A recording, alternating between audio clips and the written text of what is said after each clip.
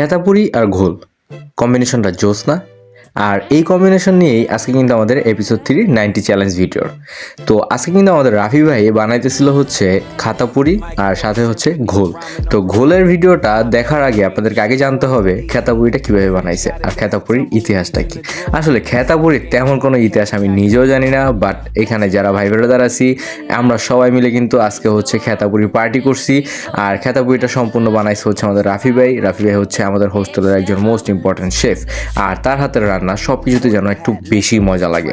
বিষয়টা অনেকটা এইরকম যে লবণ ছাড়া তরকারিও তার হাতে কেমন যেন একটু বেশি স্বাদ লাগে, আর সে যে জিনিসটাই বানায় সেই জিনিসটাই দুর্দান্ত। আর যেটা কিন্তু আপনারা দেখতেই পাচ্ছেন, সবাই কিন্তু একদম চেটে পুটে সব কিছু খেয়ে নিছে। আর এটা হচ্ছে তার স্পেশাল ঘোল। গ্লাসটা দেখে আপনারা অন্য কিছু নাও মনে করতে পারেন অথবা মনেও করতে পারেন, বাট আপনাদের মনে বা না মনে করায় কিচ্ছু আসে যায় না। এটা কিন্তু আসলে একটা ঘোল। আর আপনারা যদি এরকম মজার মজার খাবারের ভিডিও পেতে চান তাহলে কিন্তু অবশ্যই ফলো দিয়ে পাশে থাকতে হবে।